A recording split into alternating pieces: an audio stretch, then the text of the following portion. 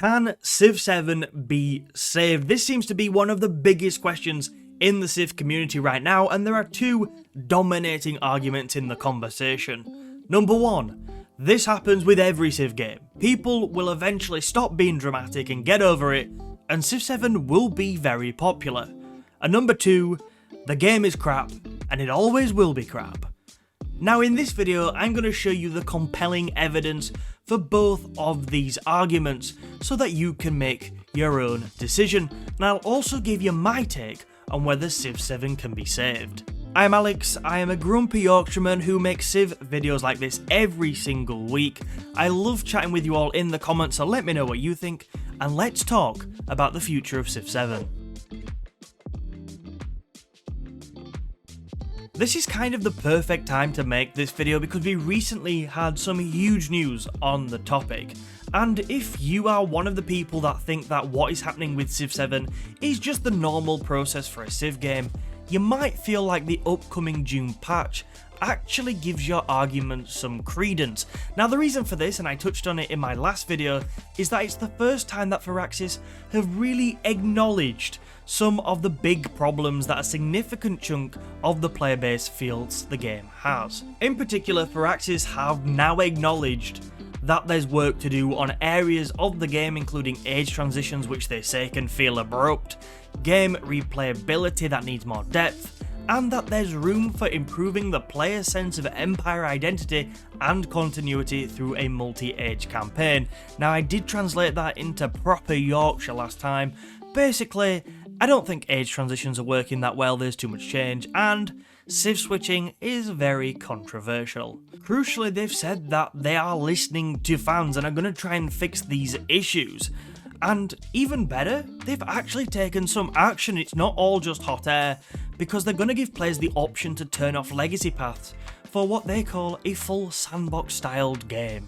Everybody loves a free update, right? Like, I like anything that's free, to be fair, but why do some players think that this is more than that? Why do they think that this is the start of the road to redemption for Civ 7? Well, it's pretty simple, really.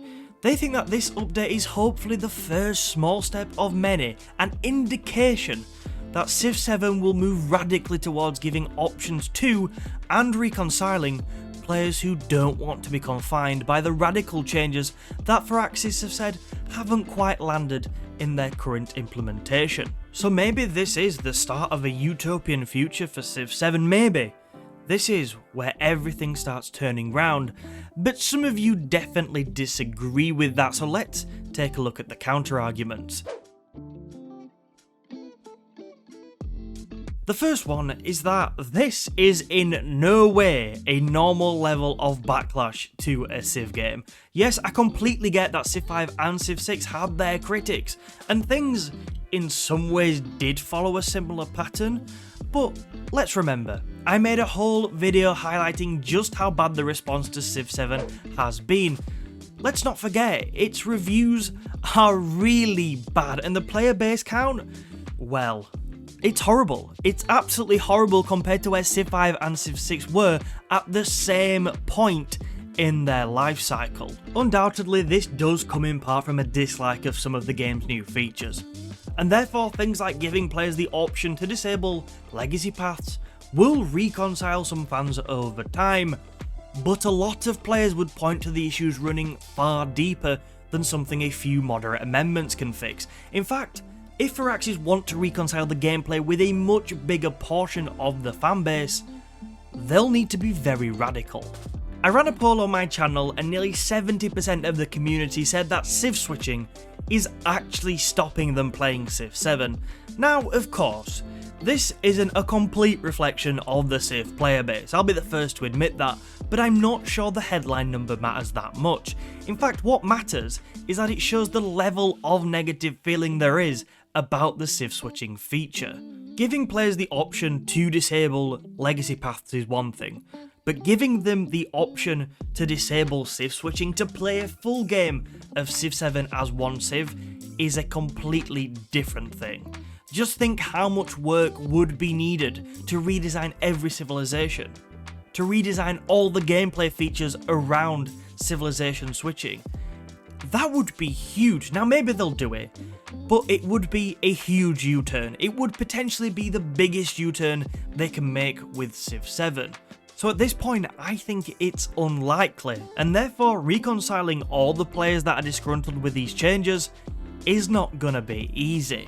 Moreover, the people that paint this picture would say that reconciling the gameplay changes is only half of the battle, because compared to when Civ 5 and Civ 6 launched, 2025 is a completely different time.